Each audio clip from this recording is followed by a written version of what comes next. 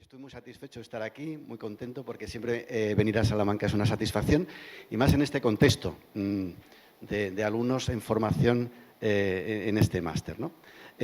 Bueno, mi exposición pretende dar una visión acerca de el uso, los recursos tecnológicos en la educación secundaria. Y voy a organizarla de modo que primero voy a plantear una serie de cuestiones, reflexiones, que me parecen relevantes acerca de la transformación digital que está ocurriendo. Me detendré en las razones por las cuales la tecnología educativa debe formar parte de la práctica docente y analizaremos algunos de los elementos que considero que son de importancia para esa relación. El título de esta exposición no lo voy a comentar desde el inicio porque quiero dejar para el final precisamente esa doble idea de asimilación y disrupción. Lo único que sí me gustaría aclarar, porque a veces hay una cierta confusión con el término, que cuando hablo de disrupción no estoy hablando de las conductas disruptivas, ¿no? De esas que en el aula podemos encontrar, sino estamos hablando de un concepto entendido como ruptura, ¿vale? Es más una ruptura de lo que habitualmente hacemos que un proceso que tenga que plantear algún tipo de problema. Decía que me gustaría empezar con algunas reflexiones acerca de lo que supone la transformación digital y su relación con la educación. Y vamos a comenzar por un dato de un premio Nobel de Economía que realiza una investigación que a mí me ha resultado especialmente llamativa porque, bueno, da en el clavo en una cuestión que es desde un punto de vista económico, pero que no deja de tener también, yo creo, relevancia para lo que luego vamos a comentar. Esta curva, que se llama así, curva de Hetman, por el nombre, ya digo, de este Premio Nobel de Economía, se basa en varios estudios realizados con un programa en educación infantil en los Estados Unidos durante los años 60.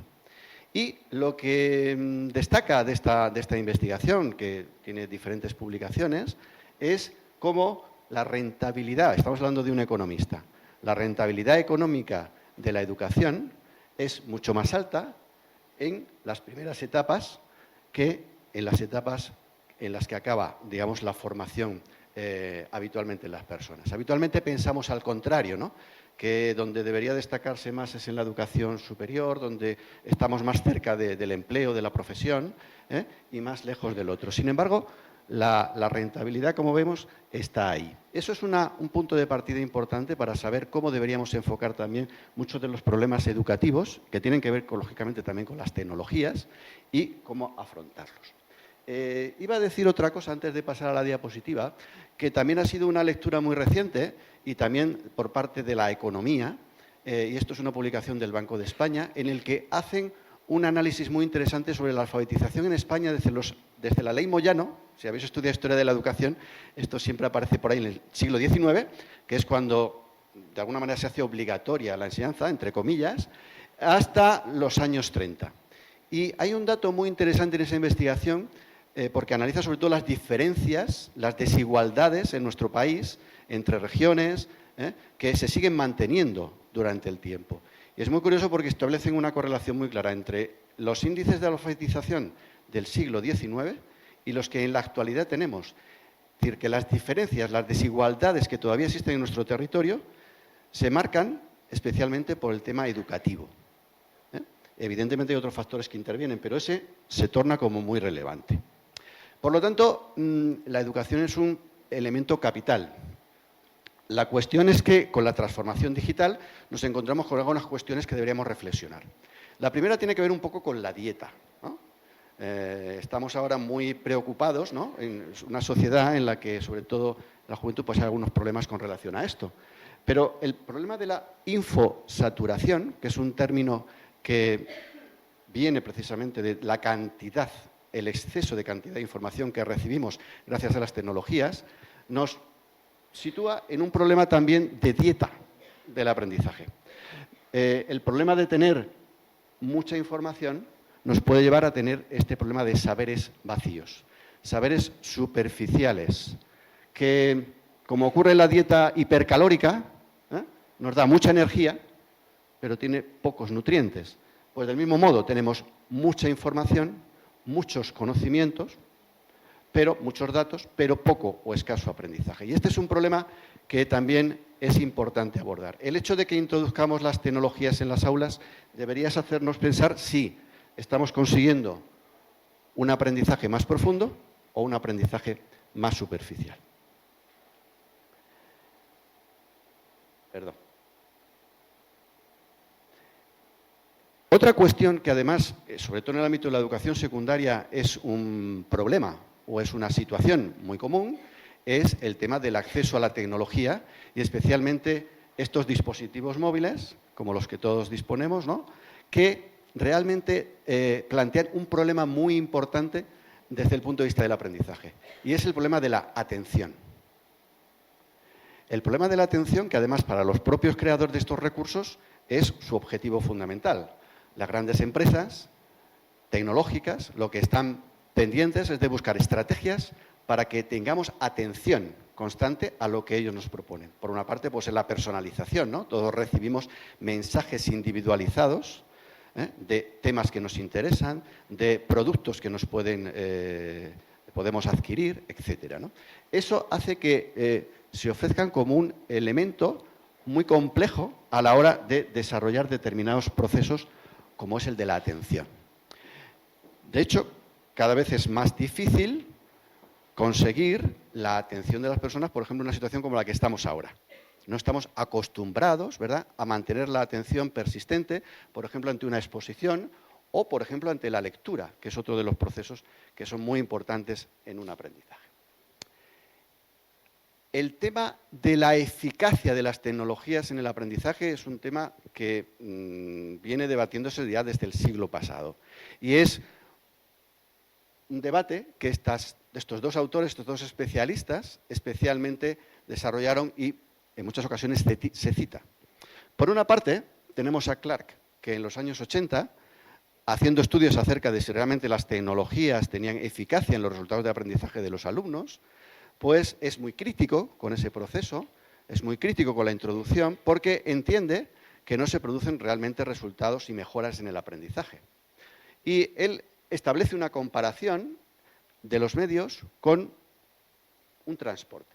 Considera que los medios fundamentalmente lo que permiten es distribuir, difundir a través de estos medios conocimientos.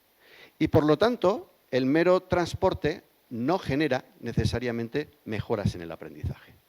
Viene y establece la comparación, es como si fuese un camión de alimentación, un camión que transporta alimentos, ¿en qué medida incide en nuestra dieta? Pues no es una relación directa, simplemente es una manera de distribuirlo, pero luego el consumo depende de cada persona. Por lo tanto, hace una crítica, ¿verdad? Y todavía hoy queda, bueno, pues esa idea de que los recursos en realidad son simplemente herramientas, es algo que se dice con mucha frecuencia. Son meras herramientas, ¿verdad? Y por lo tanto tienen un papel secundario.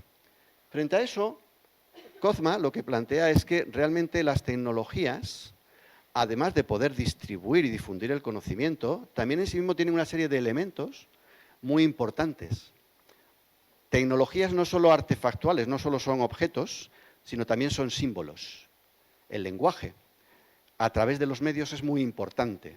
El lenguaje audiovisual, el lenguaje escrito, y por lo tanto hay una serie de elementos que son importantes y que afectan cognitivamente a las personas. Y los medios, por lo tanto, no son en ese sentido neutrales o meros canales de transmisión. Por otra parte, se producen y se utilizan en contextos sociales. Y al utilizarlo en un contexto, eso hace que tengan determinados usos.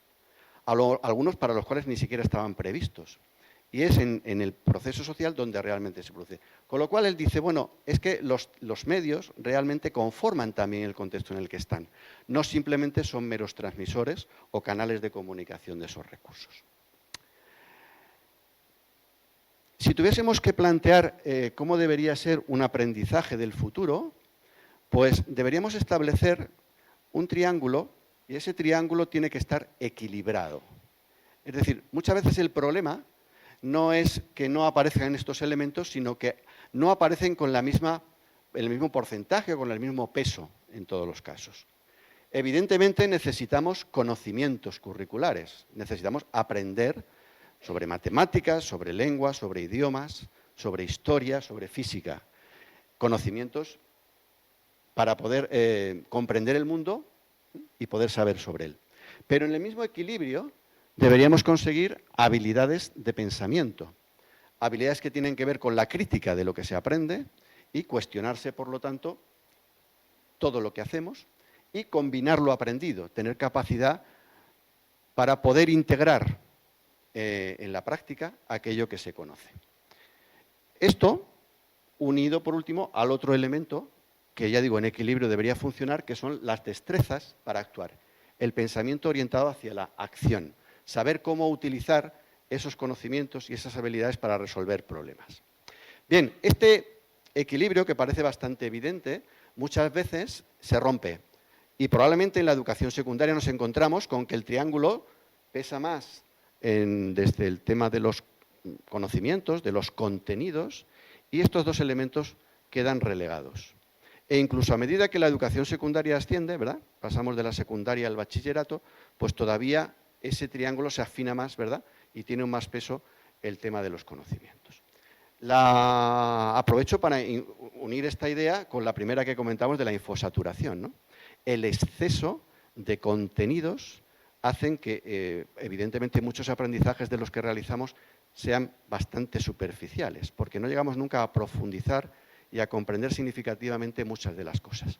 Por lo tanto, ese equilibrio es fundamental. ¿Y en qué medida las tecnologías podrían ayudarnos a realizar esto? Es algo que deberíamos incorporar a la hora de pensar en la incorporación de estos recursos.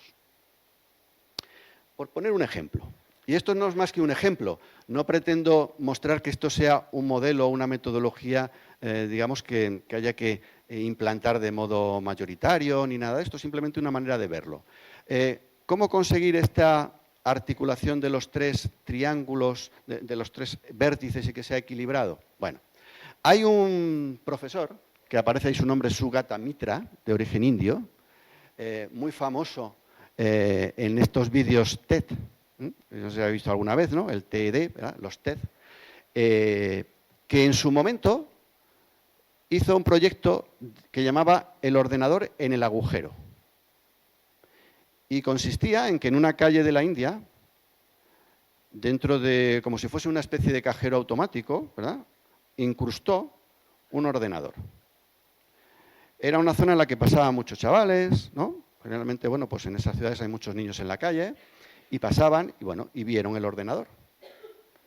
Y él estuvo durante un tiempo examinando qué ocurría. Evidentemente, los niños nunca habían utilizado un ordenador, no conocían cómo manejar un programa, y observó cómo al cabo de poco tiempo muchos de ellos habían aprendido a utilizarlo e incluso habían buscado información y encontrado conocimientos sobre ello. Y cómo incluso enseñaban unos a otros a cómo utilizarlo. Eso le llevó a pensar en este modelo del aprendizaje autoorganizado, en el que en la cuestión se plantea una pregunta que pueda ser significativa, los chavales se reúnen en grupos de manera voluntaria, en el sentido de que son grupos que ellos crean, que incluso se pueden cambiar de grupo, muy flexibles, organizan, buscan información y exponen sus resultados. Es una manera de trabajo en el que el conocimiento, la propia capacidad de los alumnos y la tecnología se integran. El modelo que pretende, además, desde el punto de vista del recurso, es bastante básico. Dice, tiene que haber ordenadores, pero no un ordenador por alumno, sino un ordenador de una pantalla grande para que pueda haber 4 o 5 alumnos trabajando simultáneamente con él. Y tiene que haber, lógicamente, bueno, una conexión a Internet, en su caso una webcam, porque otra de las cosas que hace es conectar a abuelas con niños. Abuelas del Reino Unido que hablan con niños y niñas en la India que tienen problemas con el lenguaje, con el idioma. Y entonces hacen sesiones y hablan y en ese proceso lo hacen. Bueno, fundamentalmente se produce un trabajo en el que la distribución en esa hora de clase, si ponemos esa distribución temporal, se reduce primero los 5 minutos de esa pregunta, buscar la pregunta, que es lo que nos interesa conocer, un tiempo de 30 a 45 minutos de búsqueda y trabajo colaborativo, en el que, insisto, los grupos son flexibles, ellos pueden cambiar, pueden readaptarse, y finalmente los minutos de exposición, en el que tienen que mostrar a los demás qué es lo que han aprendido, qué es lo que han encontrado. Bueno, es simplemente un ejemplo.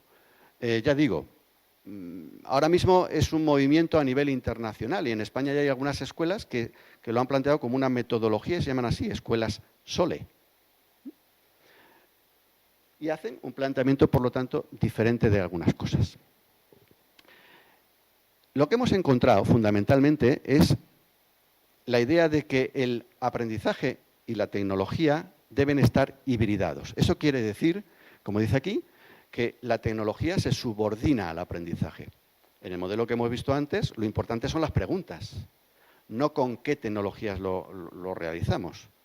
Evidentemente, sin la tecnología, la búsqueda informativa, todo este tipo de cuestiones, la forma de comunicar, de representar el conocimiento, se ve mermada. Pero lo importante son las preguntas y lo relevante es después cómo se responden y qué conocimiento se alcanza. Bueno, pues aquí ocurre lo mismo. Realmente muchas veces nos preguntamos equivocadamente con relación a las tecnologías cómo uso esta herramienta o qué puedo hacer con esa herramienta en mi práctica docente, cuando en realidad la pregunta correcta sería ¿qué pretendo? ¿Qué objetivo es el que quiero alcanzar? Y en función de eso, ¿qué herramienta puede contribuir a su logro? ¿Herramienta o herramientas? Entonces, la pregunta es relevante. No hay una subordinación a la tecnología, sino que la tecnología se subordina al objetivo, a lo que yo pretendo alcanzar, a la meta de aprendizaje.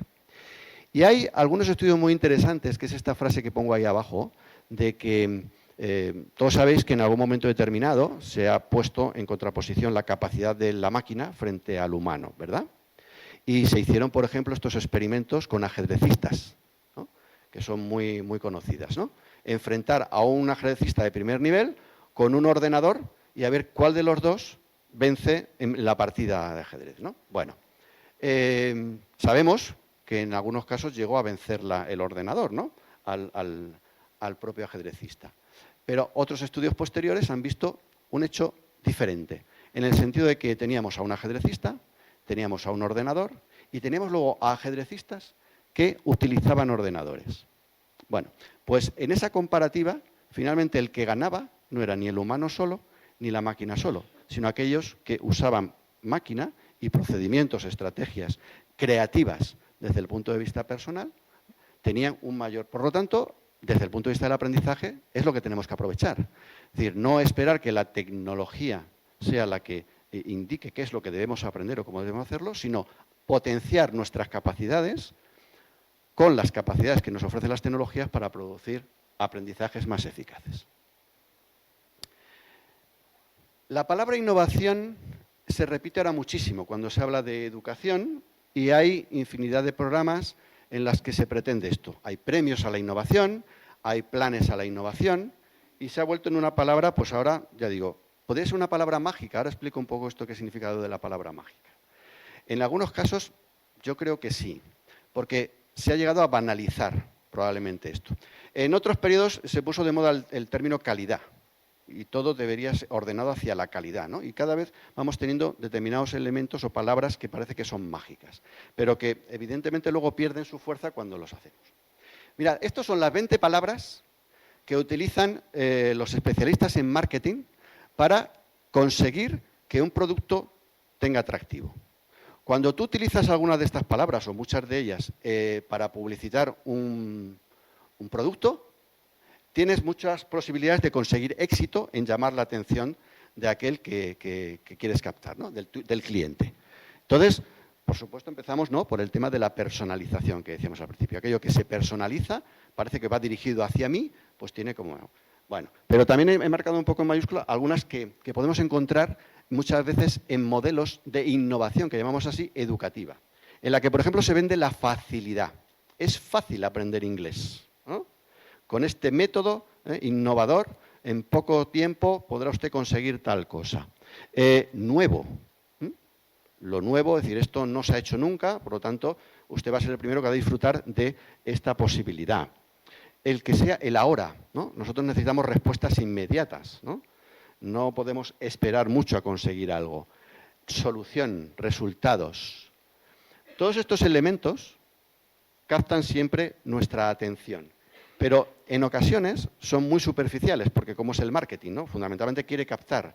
Luego, probablemente algún producto pueda ser de calidad y otros no. Pero lo que queremos es captar esto.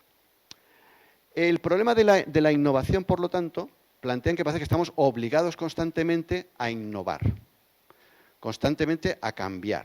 Pero claro, ¿necesitamos estar constantemente en ese proceso?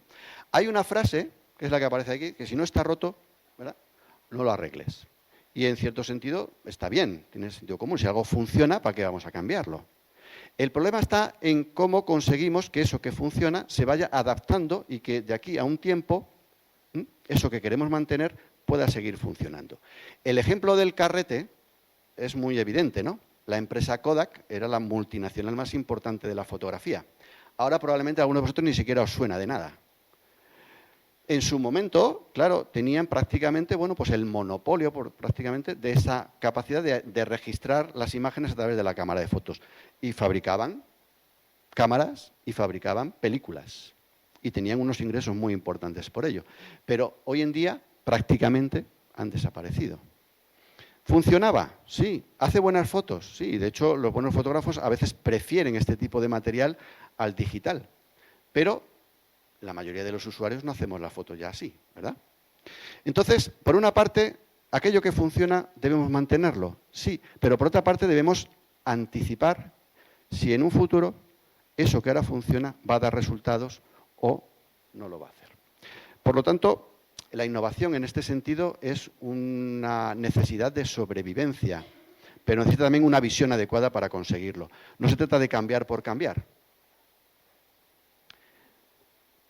Hay distintos grados en los cuales la innovación se produce. Hay una serie de factores que, si se dan, la innovación, en un contexto, por ejemplo, educativo, pues tendría sentido. Por una parte, el grado en que se percibe como una ventaja. Si los docentes o las familias o los propios estudiantes perciben que hacerlo de este modo es mejor que de otro, tiene ventajas frente al otro, evidentemente adoptarán la innovación. Si no, no lo harán. Que sea compatible. Es muy difícil introducir, esto lo sabemos muy bien por la cantidad de proyectos que ha habido a lo largo de estas 2 décadas sobre introducción de las tecnologías en las aulas y que no han funcionado. Y no han funcionado por una falta de compatibilidad. Porque realmente el modelo que se nos introducía con las tecnologías no era coherente con las experiencias que se vivían en las aulas, ni tampoco con las necesidades que percibían aquellos que iban a adoptar esas tecnologías. Son modelos planteados desde arriba hacia abajo, pero que no satisfacían realmente necesidades del plan. Por otra parte está la complejidad. Si tú percibes que una innovación puede ser muy buena, pero piensas que es muy difícil de implementar, evidentemente la vas a desechar. Tienes que asumir que tienes ciertas posibilidades de conseguir su implantación, porque si no, evidentemente, lo vamos a dejar. Experimentación, que sea posible aplicarla. Desde el punto de vista de la tecnología nos han vendido muchas posibilidades muy ilusionantes acerca de cómo mejorar la enseñanza y el aprendizaje. Pero luego te das cuenta de que desde el punto de vista práctico, incluso con cosas muy obvias, no tenemos suficiente capacidad desde el punto de vista de las instalaciones eléctricas para disponer de todos estos dispositivos. Esto parece como muy... Pero esto ocurre. Es decir, ¿vale? Resulta que no tenemos infraestructuras para poder utilizar esto. Por lo tanto, vale, es muy bonita, pero no lo podemos aplicar. No tenemos a veces los recursos, o tenemos el recurso, pero no podemos implementarlo. En muchas ocasiones, en muchos centros en la comunidad de Extremadura donde trabajo, pues ha dado centros en los que llegan recursos y no se han abierto literalmente las cajas que los contenían, ¿vale? ¿Por qué? Porque no había posibilidades de aplicarlo, por falta de recursos humanos, por falta de infraestructuras, etcétera. Y por último, y hay un elemento también muy importante, es la visibilización, la capacidad de que esa innovación pueda ser observada por otros. Hay un programa ahora muy interesante en Extremadura y es la de visitas docentes, profesores de secundaria y de primaria que van durante un tiempo a otro centro educativo a ver cómo trabajan allí, ¿vale? Para aprender de esa experiencia y de esa práctica en ello. La visibilización es algo fundamental para poder asumir que se produzca o no una innovación. Y termino con este apartado inicial. La innovación como un fenómeno social. Yo creo que hay que destacar esta idea porque en ocasiones pensamos que es una cuestión individual, ¿vale? El profesor en su aula, la profesora en su aula, que introduce las tecnologías y a partir de ahí genera luego una especie de, ¿no?, de contagio para que otros también lo hagan. Pero en realidad el proceso de innovación es un proceso social, un proceso en el que las tecnologías se interpretan. ¿Cuál es su papel? Esto es muy evidente cuando hablamos del teléfono móvil. Y en cada centro educativo de secundaria, ¿verdad?, según el claustro, según las familias, se interpreta qué papel juega ese recurso en la educación. La mayoría de ellos optan, por ejemplo, por prohibirlo, es decir, por que no se utilice, porque tienen una concepción, una interpretación de cómo es ese sistema. Por tanto, los significados que se otorgan a las tecnologías son muy importantes y no son idénticos en todos los contextos. O sea, la tecnología no es algo, digamos, que por sí misma tiene una serie de valores o una serie de aplicaciones. En la utilización es donde se descubre cuál es esa función. Y por lo tanto, ¿cuándo cambia, cuándo hay innovación? Cuando las prácticas sociales también se modifican. Por eso, muchos cambios en los centros educativos no se producen. Hay profesores individualmente innovadores. Hemos hecho estudios, ¿no?, de buenas prácticas, en su momento lo denominábamos así, y lo que nos damos cuenta es que los centros como centros no innovan. Encuentras algunos grupos, algunas personas, ¿vale?, pero difícilmente. ¿Por qué? Porque desde el punto de vista de la práctica social no se asumen esas modificaciones, esos cambios. Bueno, y dicho todo esto, ¿por qué razones deberíamos introducir las tecnologías en la práctica docente? Bueno, pues vamos a ver, fundamentalmente se dan tres argumentos. Un argumento de tipo económico, un argumento de tipo pedagógico, ¿vale? Vamos a empezar por el argumento económico, en el que fundamentalmente lo que se dice es que tenemos que introducir las tecnologías porque en el futuro vamos a necesitarlas desde el punto de vista del empleo, desde el punto de vista de los profesionales.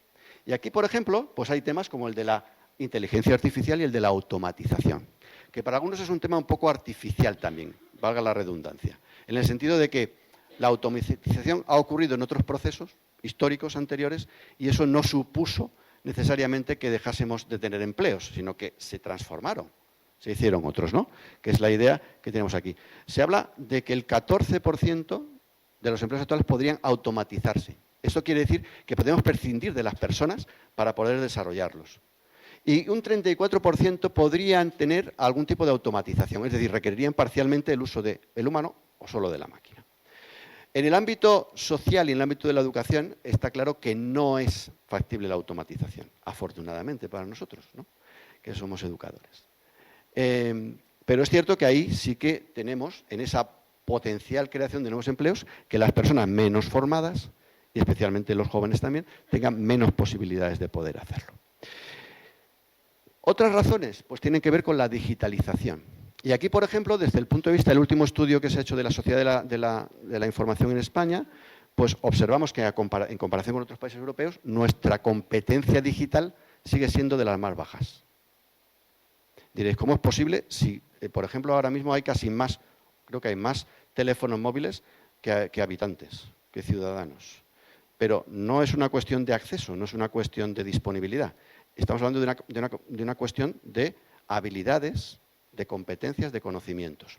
Es verdad que aquí, como ocurre siempre, hay muchas desigualdades. Y, por ejemplo, observamos que en STEM, en lo que es ciencia, tecnología, tenemos un número por encima de la Unión Europea de profesionales formados, de universitarios.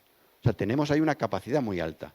Y, sin embargo, desde el punto de vista general de la población, aún tenemos desigualdades, brechas importantes desde el punto de vista de la competencia digital. Y, bueno, hoy mismo, viendo el telediario, sobre el tema de seguridad informática, pues hablaba una persona diciendo que en España no se encuentran personas formadas para poder satisfacer esas demandas que ahora hay con relación a la seguridad. O otro tipo de trabajos que tienen que ver con las tecnologías. Luego, entonces, está el argumento económico.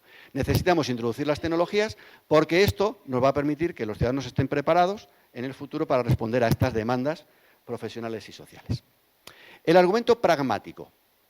Dice, bueno, fundamentalmente incrementan la productividad y mejoran la eficacia del proceso de enseñanza-aprendizaje. Esto es lo que se dice de una manera teórica. He recogido unos datos muy recientes del informe TALIS. El informe TALIS lo hace la OCDE, la Organización para la Cooperación y el desarrollo económico, el mismo que hacen los informes famosos PISA, ¿verdad?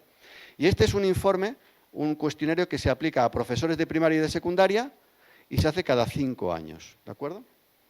Ahí tenemos datos del primero que se hizo en 2008, en 2013 y en 2018. Y se hace pues, con conjunto de unos 40 países a nivel internacional. Es muy interesante el informe porque nos pregunta sobre las prácticas docentes de los profesores de secundaria. Y por eso traigo aquí esta información. Y fijaos una cosa, se supone, aunque este dato no está, digamos, es una elucubración, no es que sea un dato que esté vinculado, pero evidentemente desde 2003 a 2018 en las escuelas se ha introducido la tecnología. Hay otros factores que intervienen aquí, pero este debe ser uno.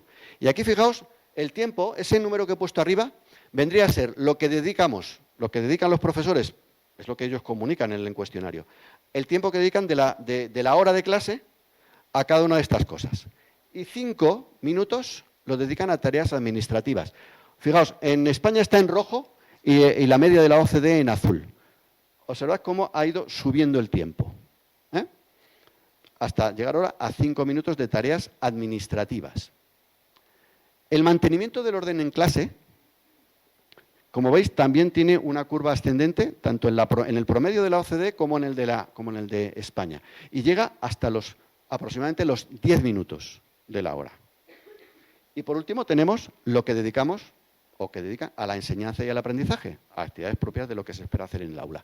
Y ahí, como veis, hay un decremento cada vez tanto en uno como en otro. De tal manera que llegamos ahora a unos 45 minutos. Esto simplemente es para reflexionar. ¿Realmente las tecnologías podrían ser un elemento que permitiesen hacer que el tiempo de enseñanza y aprendizaje aumentase? Que es lo que interesa, ¿no? Que en el aula vayamos a aprender. ¿De qué manera las estamos utilizando o no las estamos utilizando para poder revertir este tipo de datos, ¿no? Sería una reflexión interesante a ver si hace algo. Porque, por ejemplo, las tareas administrativas, ¿no? Allí en Extremadura tenemos un programa que llaman Rayuela, que es el que hace que los profesores pues digan, ¿ha ido a clase o no ha ido a clase? ¿Tienes un examen? No, sí, todas estas cuestiones, ¿no? Que los profesores le dedican su tiempo a utilizar, ¿no? ¿Ha mejorado o no ha mejorado? ¿Ha conseguido hacer que dediquemos más tiempo a lo que es importante o no? Bueno, me vais a permitir, claro, al final es que el gráfico es un poquito, no se ve en la parte de abajo, pero ahora os la interpreto yo. Este otro dato tiene que ver con la formación que dicen haber recibido profesores de secundaria. Y esto también me parece importante como reflexión acerca de, bueno, ¿y por qué luego las tecnologías se utilizan como se utilizan o no se utilizan de la manera que podrían ser adecuadas? Entonces, fijaos, sobre contenido disciplinar, es decir, sobre física, matemáticas y tal, pues tenemos en color azul España, en color rojo el promedio de la OCDE. Y luego he cogido un país que, bueno, que todos tenemos siempre en la mente cuando hablamos de esas comparaciones, que es Finlandia, ¿no? Bueno, como es muy típico, bueno, pues he cogido también Finlandia. Fijaos que la curva de arriba prácticamente es una línea continua, la de la OCDE también, y aquí tenemos muchos picos, muchos saltos, ¿verdad? ¿Por qué? Esos picos representan los últimos 5 años. Es decir, en el total de la muestra de profesores en España, pues hay casi un 90 y tantos % que han tenido formación en contenido disciplinar. En los últimos 5 años, sin embargo, desciende. Si hablamos de didácticas específicas, ¿veis cómo pasamos del 59% del total hasta el 82%? O sea, se ha mejorado. Pero aún así, seguimos estando por debajo de la media. Pedagogía general. En pedagogía general, el dato, como veis, también se incrementa, pero aún estamos lejos del 97%, por ejemplo, que afirman los profesores de Finlandia que tienen en su formación previa. Y por último, prácticas preprofesionales. Y aquí ha cambiado mucho, y bueno, lógicamente vosotros sois una muestra, ¿no? El máster de secundaria ha hecho posible que ahora sí haya prácticas profesionales, pero antes muchos profesores de secundaria iban directamente a los centros escolares sin haber pasado previamente por ninguna experiencia preprofesional.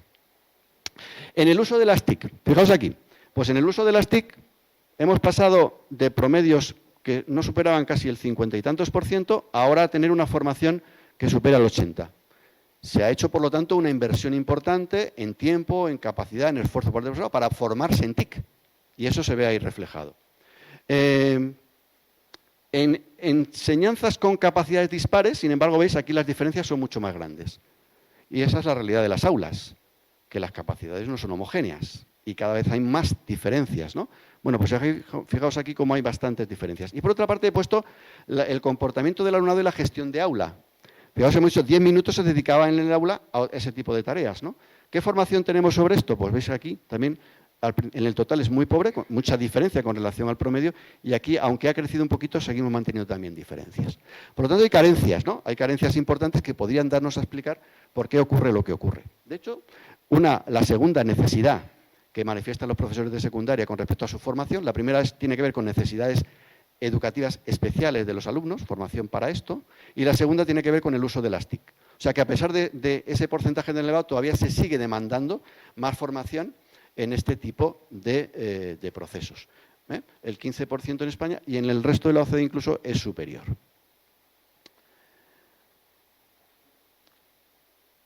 Estas son prácticas de enseñanza que utilizan los profesores, ¿vale? Como veis, sigue todo muy en paralelo. Rojo España y el azul es la OCDE. Pero quisiera llamar la atención en que, por ejemplo, aquí disminuye mucho el porcentaje, tanto en la media como en España. ¿Y qué tareas son estas? Asignar al alumnado proyectos de al menos una semana. Actividades, por lo tanto, como hemos visto en el ejemplo anterior, más autoorganizado, ¿no? Es decir, de darles unas tareas que ellos busquen información, tareas de este tipo, ¿no? De proyectos que duran un poquito de tiempo. Es muy poco lo que se practica, tanto en la media como tal. Dejar que el alumnado emplee recursos TIC. Aquí, que emplee recursos TIC ha crecido del año 13 al 18 y ahora la mitad del profesorado dice aproximadamente que utiliza o deja a sus alumnos utilizar las TIC para hacer sus tareas o para realizar actividades en el aula.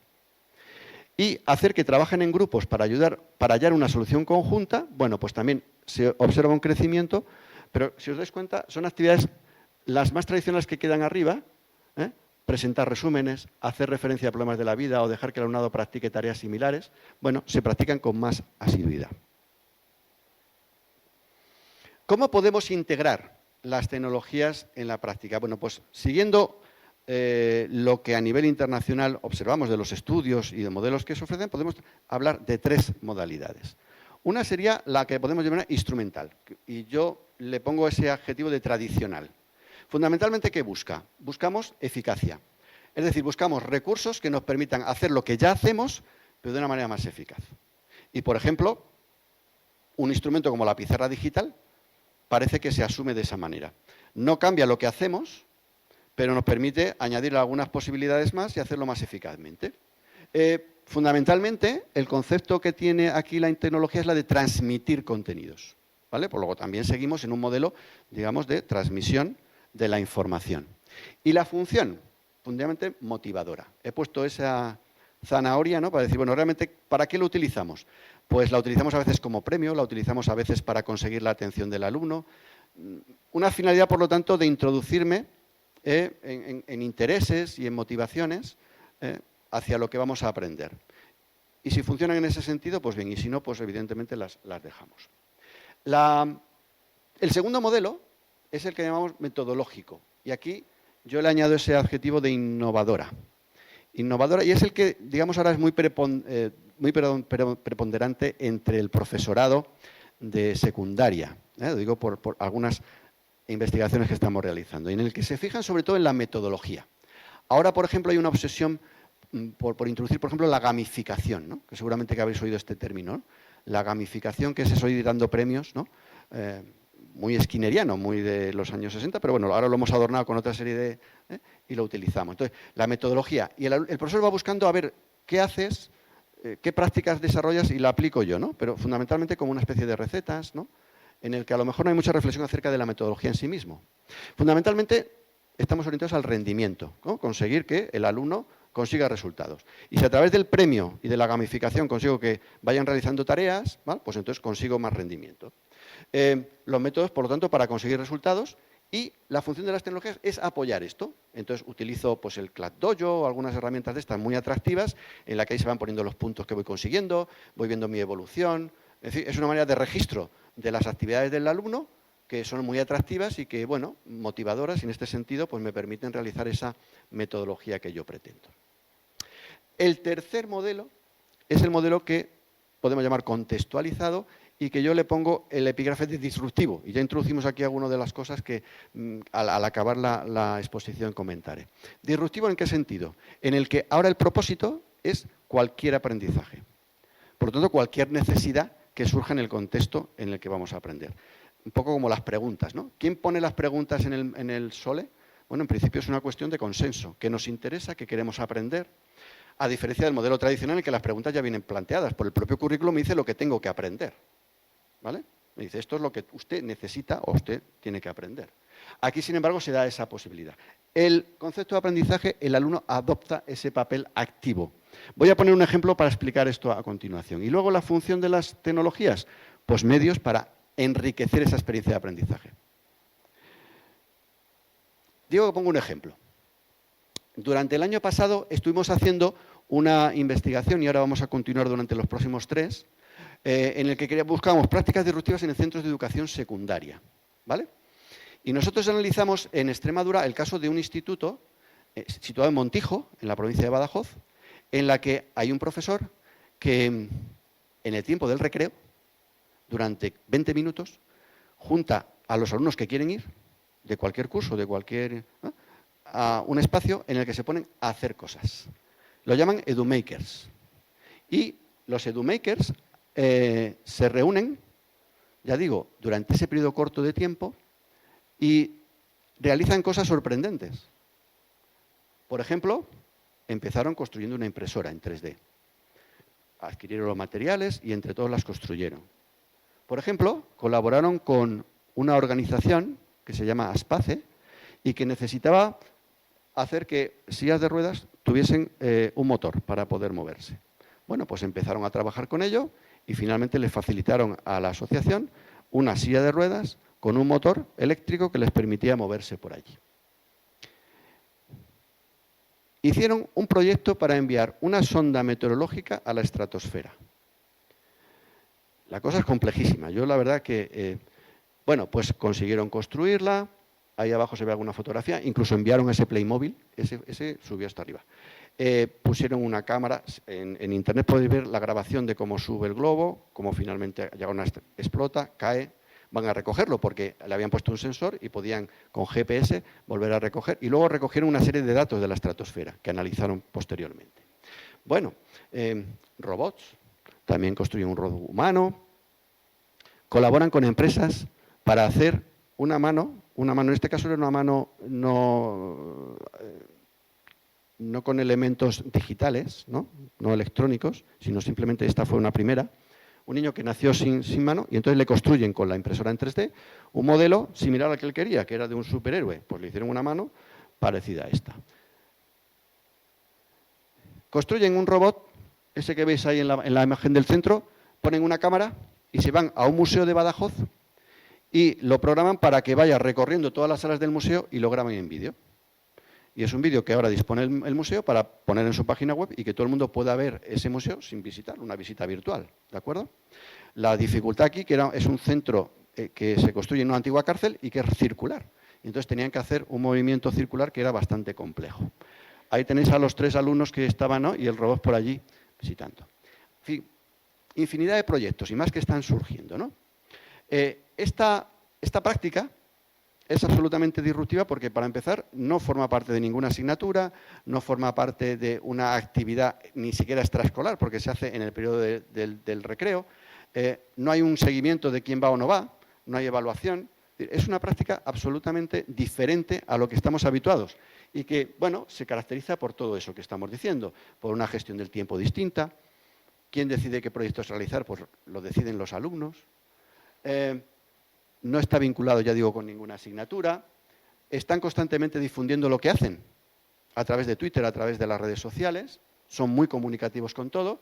Hacen cosas con la comunidad, colaboran, buscan que sea útil y, por otra parte, bueno, pues los cambios en el espacio-tiempo pues son muy evidentes. Y todos tienen una aplicación. Aprenden cosas. No están buscando hacer ingenieros, simplemente están buscando aprendizajes significativos que sean interesantes para todos ellos. En esa página que tenéis ahí, el laboratorio Nomadis, podéis encontrar esta experiencia y muchas otras que hemos ido recopilando en estos meses y que están para ver cómo se hacen otra serie de cosas en la educación secundaria. Cómo se consigue integrar de una manera contextualizada todo este tipo de experiencias. Todo esto nos lleva a la necesidad de que los centros educativos planteen la necesidad de pensar en cómo queremos que las tecnologías se introduzcan en las aulas, que sean significativas para nuestro proceso. Y esto lo podríamos denominar un proyecto de educación digital. En el caso de Extremadura se ha adoptado esta misma terminología para hacer que los centros trabajen en este sentido.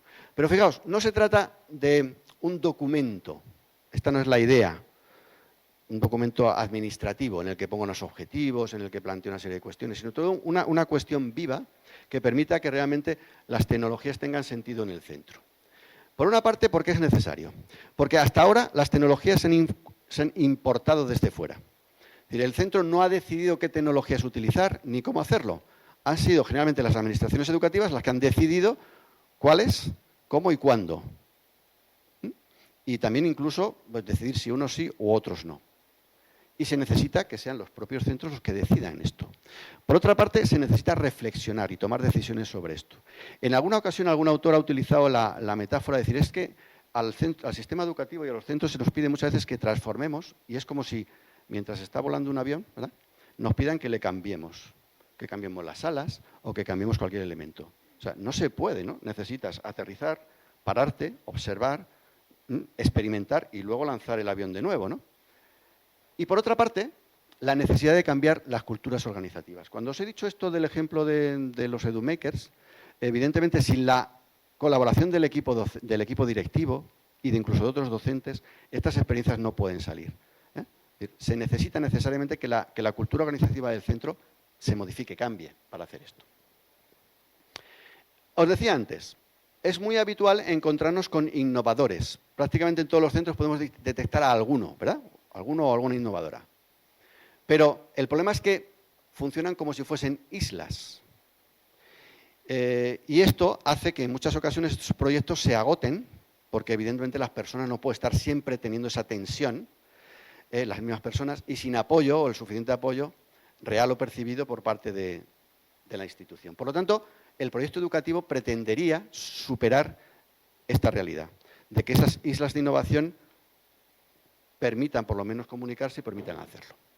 Y por otra parte, también porque las tecnologías se perciben en muchos casos como una especie invasora. Esta imagen que tenéis ahí está tomada en el río Guadiana, a su paso por Mérida. Y eso que cubre el río, eso es el río, eso no es una... es el camalote. Es una planta que tiene, además han hecho unos estudios y precisamente en la zona en Extremadura, la semilla de esta planta se reproduce 400 veces más que en otros ecosistemas naturales donde se crece. Entonces, claro, se extiende. ¿Y qué problemas plantea? Pues que cubre todo el cauce del río. Y claro, al cubrir todo el cauce del río hace que la luz no pase, que falte oxígeno para los peces, etcétera. Entonces crea un problema ecológico. Bueno, esta metáfora no es originalmente mía, está publicada en algún artículo y a mí me parece muy interesante y potente a la hora de explicar todo esto, ¿no? Cómo la introducción de las tecnologías en los centros educativos puede ser percibido como una especie invasora. Es decir, un ecosistema, que es la escuela, de pronto se introducen una serie de elementos que son ajenos a ese ecosistema. Además, no han sido, digamos, recibidos, no han sido pedidos, no han sido introducidos voluntariamente, sino que han sido introducidos de una manera, ¿verdad?, como ocurre con estas especies. ¿Cómo es que llega el camalote al río Guadiana? Pues porque esto se vendía como planta ornamental y alguien en un momento determinado decidió pues tirar la planta o lanzar allí. Entonces, como ocurre con los animales, ¿no?, y con todo este tipo de cosas. Bueno, ¿qué ocurre cuando se interpreta desde este punto de vista esta metáfora en el aula una especie invasora como la tecnología? Pues que podemos tener 4 posibilidades. El ecosistema puede funcionar, el centro educativo, la escuela, puede funcionar de 4 maneras. La primera es la opción A. Esa imagen que tenéis ahí es una imagen antigua de los años 50 y es una familia que aprendía a través de un sistema de autoaprendizaje. En este caso no era una tecnología digital, una serie de materiales textuales y una maquinita que te iba presentando información y tú podías aprender cualquier cosa. Era una empresa dedicada a eso. Te hacía cursos, digamos, casi personalizados. Y tú solito aprendías cosas. ¿Esto qué ocurre? Sería la opción A. La especie invasora entre comillas, las tecnologías llegan y sustituyen a especies que ya estaban en el ecosistema. En este caso, por ejemplo, el docente. Y en el ámbito de la tecnología educativa siempre ha habido el run de que las tecnologías iban a sustituir al docente. E incluso algunos estaban pretendiendo esto. Bueno, esa es una opción. Que la especie invasora gane y expulse a especies del propio sistema. La opción B es aquella en la que se produce un equilibrio. Vale, me introducen una herramienta, me introducen una especie que no es la habitual, pero yo la puedo acomodar. Y el ejemplo más claro es el de la pizarra digital. La pizarra digital no me altera el aula prácticamente en nada, porque las sillas siguen estando bien vinculadas. Yo utilizo ese recurso de una manera muy parecida a como utilizo la pizarra tradicional. Luego, prácticamente el ecosistema lo tolera muy bien. Y, de hecho, pues en muchos centros piden muchas pizarras digitales, porque no supone ninguna modificación, es un añadido, una ventaja, y no tiene mayor problema. La opción C. La opción C decide que la tecnología es realmente peligrosa, es decir, nos van a invadir, nos van a producir cambios en el ecosistema que no son muy beneficiosos, por lo tanto, ¿qué hacemos? La prohibimos, o algo que es muy habitual en los centros es que las recluimos en unos espacios cerrados en los cuales ahí están las tecnologías. Fuera de ese espacio ya no están. Entonces las tenemos como una especie, como si fuese un zoo, ¿no? Bueno, pues el aula de tecnología es el zoo donde tenemos ahí los dispositivos, vamos a verlos, vamos a utilizarlos, pero en las aulas, digamos, cotidianas no aparecen.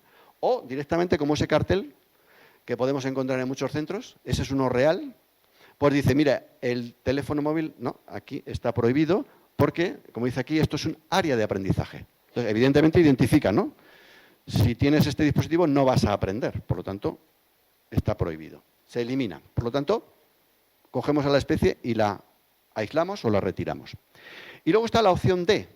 La opción D que supone ese aula atractiva, ¿no? En el que hay gente trabajando en grupo, en el que hay distintos dispositivos, tradicionales y menos tradicionales, supone que la especie se ha introducido en el ecosistema de una manera natural y además colabora con la mejora de ese ecosistema. Ya no la ataca, sino que la hace crecer, hace que se enriquezca y por lo tanto es una visión completamente distinta de la tecnología y la especie invasora colabora en el ecosistema, sea diferente, pero además mejorado. ¿Por qué es necesaria una educación digital también, proyecto de educación digital? Pues porque este concepto que está muy asimilado en nuestra cultura y en nuestro, ¿no?, del nativo digital y del inmigrante digital, es un concepto, por una parte, que no se ha evidenciado, es decir, se ha descubierto que eso no existe. No, los nativos digitales, por el hecho de nacer en una determinada, no necesariamente tienen unas competencias digitales adquiridas. Igual ocurre con los inmigrantes. De hecho, es una diferenciación peligrosa, que hace pensar que no necesitamos introducir las tecnologías o la competencia o la alfabetización digital porque ya viene, digamos, de marca, ¿no? Es decir, como ya nació en tal época, pues ya necesariamente es así. ¿Criterios para un proyecto de educación digital? Pues para que funcione tiene que haber una coherencia. Es decir, el modelo que adoptemos en un centro educativo tiene que estar en coherencia con nuestras prácticas pedagógicas que ahora mismo aplicamos o que nos gustaría aplicar. O sea, que forma parte de nuestra expectativa de que podemos implementar. Cuando esto no es así, pues evidentemente o se desechan, como hemos visto, porque no nos encuentran útiles, o directamente no tienen cabida en el proyecto. Es importante definir unas metas adecuadas y formular preguntas también adecuadas. Ya decíamos antes, no es la pregunta en la hibridación, ¿no? No es la pregunta cómo usar este medio, sino cuál es el objetivo que yo quiero alcanzar. ¿Qué pretendo, qué resultados quiero obtener? Yo quiero una mejora de la comprensión lectora de los alumnos, de los estudiantes. Esa es mi meta, ese es mi problema. O un tema disciplinar, un tema de atención, un tema. Esos son los problemas sobre los que debe fundamentalmente hacerse el proyecto de educación digital. Y luego ver de qué manera las tecnologías juegan un papel y un rol en todo ese proceso. Tiene que tener utilidad, tiene que ser visto como productivo. Se está haciendo muchos esfuerzos por introducir, por ejemplo, el libro de texto digital, que se llama así. Es un término un poco raro, pero bueno, el libro de texto digital. Y el libro de texto digital está dando problemas, por ejemplo, de productividad. muchos de los maestros que utilizan el libro de texto dicen, yo era más productivo con el libro de texto impreso que con el libro de texto digital. Para empezar, porque hasta que lo pongo sobre un ordenador, hasta que arranca, el tema de las licencias, el tema de las baterías, el tema de tal. Y por otra parte, porque en muchas ocasiones no añade prácticamente ninguna diferencia sustancial a lo que ya teníamos. Realmente es una traducción, es un cambiar de soporte para hacer prácticamente lo mismo. Entonces, realmente tiene que ser percibido como útil y como productivo para que pueda tener efectos. Como decía antes, un proyecto de educación digital no debe consistir en un documento que elabora generalmente 2 o 3 personas del centro, envían a la administración educativa o a la inspección y ahí se queda, porque eso realmente no tiene ninguna utilidad. Tiene que ser un proyecto que sea entendible por todos, que a cualquiera del centro que le preguntes pueda saber qué es lo que se pretende en ese centro con las tecnologías, que sea, por lo tanto, algo comprensible por todos, que sea asumido por todos. El problema de todo este tipo de procesos es que se burocratizan y al final, ahora vamos precisamente en la investigación que estamos realizando a analizar esos proyectos que han hecho los centros y anticipamos, aunque todavía no lo hemos hecho, pero anticipamos que muchos de esos serán casi clónicos, que tendrán muchos elementos comunes, muchas formas de expresarse, bueno, pues que quedan bien, pero que realmente no representan nada significativo para lo que pasa en el centro. Fijarse en los resultados de aprendizaje supone no olvidar que esto también es un problema de desigualdad y que el hecho de que las tecnologías estén presentes en las escuelas es porque todavía hay una brecha digital muy importante. Y de hecho los estudios lo hacen perfectamente visible. Es decir, el nivel educativo de los padres, el nivel económico de las familias, son fundamentalmente los que explican la utilidad o no utilidad que tienen las tecnologías en los resultados de aprendizaje. No tanto el tiempo, no tanto otra serie de variables que a veces se piensan que son más relevantes, ¿no? Sino fundamentalmente estas cuestiones. Y por tanto deben estar presentes para que el desequilibrio pueda ser superado. Y por último, hay una cuestión que yo creo que también es muy importante que se considere en cualquier proyecto de educación digital y que tiene que ver con la diversidad. Y aquí el diseño universal del aprendizaje nos da una pauta, por lo menos un esquema de trabajo muy interesante para abordarlo y para ver cómo introducir el rol de la tecnología dentro de esas experiencias educativas, ¿no? Por una parte están las redes afectivas, la estimulación. Antes decíamos, son como cajas de Skinner, ¿no? Y eso es muy bueno, en el sentido de que, bueno, si son atractivas y mantienen la atención, podemos a lo mejor encontrar alguna vía para conseguir que el aprendizaje, ¿no? Se siembre en esa persona, ¿no? El cómo presentar el conocimiento. Todavía tenemos muchas carencias en cómo representarlo adecuadamente. Y hay muchos medios de hacerlo y todavía, bueno, pues nos faltan capacidades para poder hacerlo. Y, por otra parte, cómo expresar lo que se conoce. Dar la posibilidad al alumno, al estudiante, de expresar lo que sabe de modo diverso. Y en todos los casos igual, ¿no? Cuanto más diversidad, se puede atender mejor a las diferencias individuales de las personas. Y voy concluyendo. Disrupción, habíamos dicho, ¿no? Educación secundaria, de la asimilación a la disrupción. Y ahora vamos a aclarar un poquito La asimilación, como ahora veremos en la siguiente diapositiva, supone, siguiendo la metáfora de las especies invasoras, tener ese ecosistema equilibrado en el que parece que hemos hecho una transformación radical y finalmente los cambios son muy superficiales. Una innovación disruptiva es la que produce una ruptura. Entonces, este gráfico trata de explicar un poco esta idea. Nosotros hemos identificado, por ejemplo, esta de EduMakers, que os describía muy brevemente, como una práctica disruptiva por esta razón. Mirad, la sociedad, y dentro de eso la educación, tiene continuamente demandas al sistema. Cuando hay cualquier problema social, siempre se vuelve a la escuela y dice, bueno, ¿y qué hace la escuela con esto? Y se le demanda que haga algo, ya sea cualquier tipo de problema, ¿no? Entonces, hay multitud de demandas. Esa multitud de demandas llegan a este triángulo que tenemos ahí, que sería el sistema educativo, en el que hay 3 elementos, que está por una parte la comunidad educativa, la administración y por otra parte también en la industria del sector educativo, que también tiene un papel relevante. El peso, por ejemplo, de las editoriales de libros de texto es un papel muy relevante y que marca muchos de nuestros procesos de enseñanza y prácticas docentes. Bueno, esas demandas llegan allí y llegan también a esos 3 elementos. Lo que ocurre es que generalmente tanto la administración como el sistema como la industria tienen una visión digamos, ofrecen una visión tradicional o asentada de lo que debería ser el proceso de enseñanza-aprendizaje. Y esto muchas veces cuando introduces un cambio, pues se ve que la comunidad educativa reacciona, o reacciona a la administración, o reacciona a la industria. ¿De acuerdo? El hecho, por ejemplo, de que en Canarias se decidiese que pudiesen los profesores crear sus libros de texto de manera abierta y libre, el año pasado se crea una normativa por parte de la Consejería de Educación, generó una reacción muy importante de la industria de los libros de texto, diciendo que evidentemente ni la calidad del recurso iba a ser buena, que eso iba en contra, lógicamente, también de la empresa, bueno, una serie de cuestiones. Esto es un ejemplo, pero también podemos encontrar en las familias o también en la administración ese tipo de cuestiones. Entonces, cuando esto ocurre, esas demandas se adoptan y se introducen algunos cambios. Bueno, si hay digitalización y la industria del libro de texto observa esa realidad, dice, bueno, pues voy a ofrecer yo también algo sobre esto. Y entonces, la innovación que ellos ofrecen es el libro de texto digital. Pero esa innovación es una innovación sostenida. Es un término que utiliza, digamos, se utiliza la innovación sostenida quiere decir que se sitúa dentro del sistema educativo y es una innovación que supone un cambio, pero prácticamente superficial. ¿Qué diferencia hay entre el libro impreso y el libro en digital? El soporte. Fuera de eso, prácticamente nada más. Frente a eso, aparecen unos espacios que yo he dibujado ahí en un círculo que se salen del triángulo, que son los espacios en los que alguien descubre otra manera de hacerlo. Y descubre que hay docentes, o hay familias, o hay estudiantes que demandan cosas que ahora el sistema no ofrece. Esas demandas que no ofrece son las que se sitúan en la innovación disruptiva.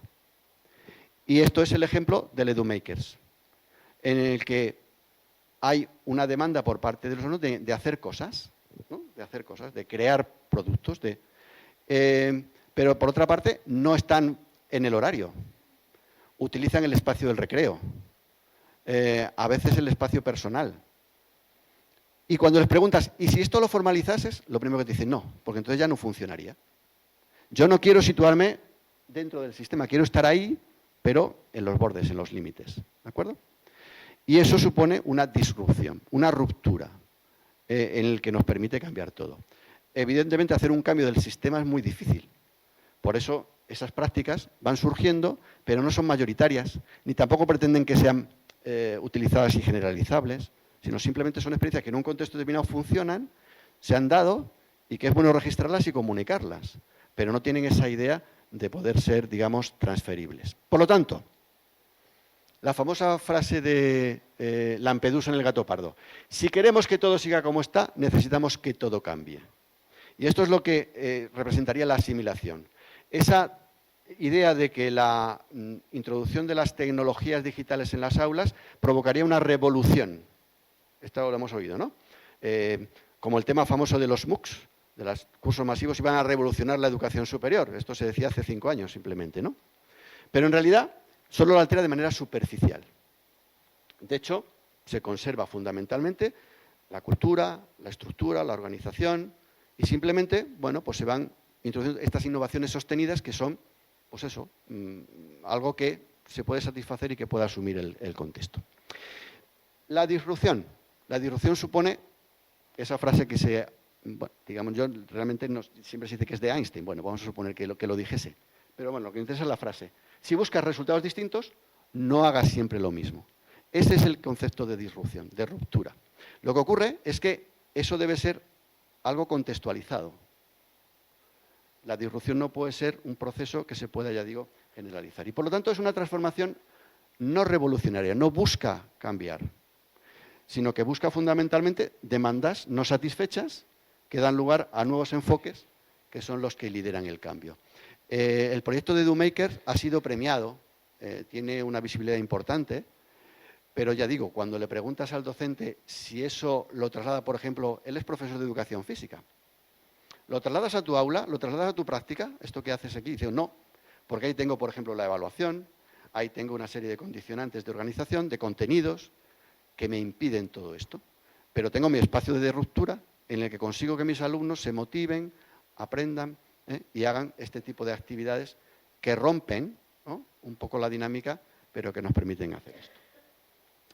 Y nada más, la idea fundamental que quería transmitir es la necesidad de generar proyectos de educación digital reales, prácticos, en el que podamos tener espacios para hacer esto hacer prácticas disruptoras que nos permitan ensayar otras formas de hacerlo y que podamos ver la potencia que puede tener las tecnologías en la educación. Nada más, muchísimas gracias.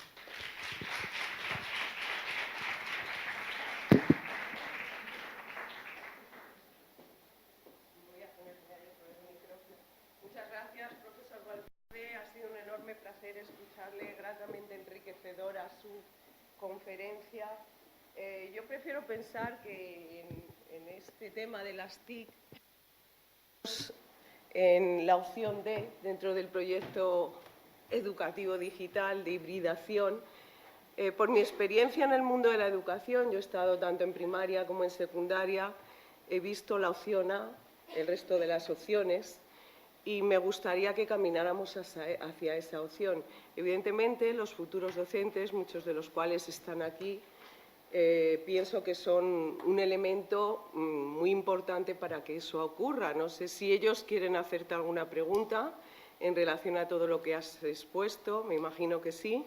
¿Alguien está interesado?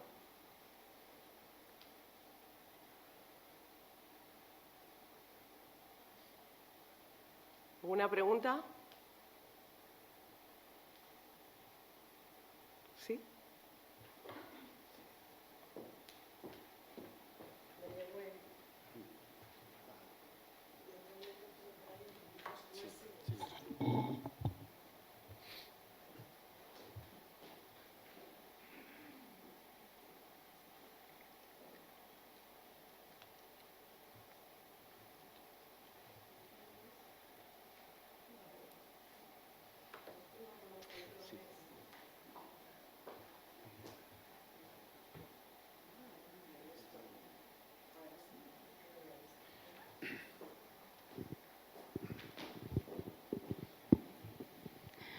Professor, parabéns pela palestra. Andréa Brasil. Estou fazendo pós-doc com o professor Hernandes. Em Brasil, temos algumas políticas públicas de tecnologia para professores de primário, secundário e grado. Participo de alguns projetos nacionais de las tecnologias. La Espanha tem interferência do governo de programas para as escolas. Queria saber. Segundo, não é um novo tipo de escola que estamos a pensar? Em pergunta. Pero que no Brasil, louça digital, computador, ordenador por aluno, por estudantes, está entendendo? Sí. E não aumenta a qualidade da educação. E a escola continua com o currículo, a forma de sentar, de los professores ministrar as classes. Não é um problema também de metodologia. Eu fico a pensar. Como pegar um ordenador em uma classe e ministrar para muitos estudantes. E eu não preciso de meus colegas para o professor de matemática, de física, junto comigo, para fazer um projeto como vocês mirou aí. Então, são algumas perguntas que temos. De acuerdo, muchas gracias. En España ha habido y existen todavía planes de la Administración Educativa. Como sabes, en España están transferidas las competencias a los gobiernos regionales autonómicos y son ellos los que lo realizan. A nivel nacional, el último proyecto fue el que se denominó Escuela 2.0. Ese fue un proyecto a nivel nacional que la mayoría de las comunidades lo asumieron, algunas no, en el que fundamentalmente se trataba de introducir en aulas de secundaria, aunque en algunas autonomías fue en primaria, un ordenador portátil por alumno, el modelo 1 a 1, ¿de acuerdo? A partir de ahí, pues las comunidades autónomas han seguido, pues eso, planteando proyectos, ¿no?, de muy diversa naturaleza. El último, por ejemplo, en el caso que yo comentaba de Extremadura, pues es el del proyecto de educación digital, lo llaman también así, en el que, bueno, hemos tenido alguna influencia en cuanto al nombre que le han dado y ahora estamos intentando examinar cómo eso se ha implementado, porque fue el año pasado cuando pidieron a los centros que elaborasen su proyecto de educación digital. Y están ahora, bueno, pues pensando que en función de ese proyecto puedan analizar qué necesidades tecnológicas tienen los centros, ¿no? Es decir, lo están haciendo de una manera un poco, ahora se están dando cuenta de cosas que a lo mejor si se hubiesen hecho mucho antes hubiesen sido más eficaces, ¿de acuerdo? Sobre todo dando un papel más protagonista a los centros para definir realmente cuáles son sus necesidades y cuáles son su idea de cómo, del rol que quieren que juegue la tecnología, ¿de acuerdo? El problema generalmente con todos estos proyectos es que han sido más bien de infraestructuras. De hecho, el proyecto Escuela 2.0 fue un proyecto que estaba vinculado con fue en el inicio de la crisis económica, y entonces se trataba de potenciar pues, a la industria, sobre todo del sector y de las telecomunicaciones, pero en ese proyecto no participó la comunidad educativa, era simplemente una cuestión de introducir instrumentos en el aula. Entonces, claro, eso hace que fundamentalmente pues, no lleguen a tener la eficacia ni el uso que se pretendía, ¿de acuerdo? ¿Qué ocurre realmente, sobre todo en secundaria? Y yo lo que pretendía mostrar con estos resultados de TALIS es que no es un problema quizá tanto de formación en tecnologías, porque hemos visto que hay un porcentaje muy elevado que ha hecho cursos de todo tipo, presenciales, online, etcétera, sobre uso de herramientas, y esto prácticamente los profesores no hay ningún problema en eso, sino que es un problema más bien de tipo pedagógico, es decir, de modelo. Yo no diría de metodología, porque ya digo que ahora mismo el tema de la metodología parece que es como un producto comercial también, ¿no? A ver, tú qué haces, ABP, yo hago tal, además todos son iniciales, ¿no? Yo hago ABL, yo hago no sé qué. Entonces, a veces son galimatías de tal, pero que luego no sabes muy bien esto, un poco superficial, ¿no? Y sobre todo es una cuestión más individual, ¿eh? Hay pocos centros que asuman proyectos globales. Y eso es lo que un poco yo también veía como una necesidad para que las tecnologías puedan tener su rol. Luego hay problemas organizativos, como tú dices, ¿cómo introduzco un ordenador y que se pueda utilizar? Claro, pero es que ese es un problema que debería ser resultado previo de qué modelo educativo queremos que el centro desarrolle. Y en función de eso, pues utilizamos las tecnologías como consideramos que sea lo más adecuado. Pero a veces es verdad que parece que se impone, pues a partir de las aplicaciones, a partir del software, se impone cómo utilizarlo. Entonces, prácticamente volvemos a esa figura del docente como un técnico que simplemente recibe el recurso y lo aplica tal y como está empaquetado. Y eso, claro, pues hace que finalmente pues no funcione porque no está contextualizado, porque no responde a las necesidades reales de cada contexto, ¿no? Bueno, pues esta es la realidad, ¿no? Eso es un poco lo que ocurre. Es verdad que este tipo de problemas no son solo de España. A nivel internacional prácticamente nos encontramos con unas realidades muy parecidas, ¿no? Entonces, bueno, hay que ir poniendo poco a poco estas capacidades y, sobre todo, poner por delante los modelos pedagógicos y la reflexión antes que el instrumento que parece como que determina, ¿no?, lo que se debe realizar.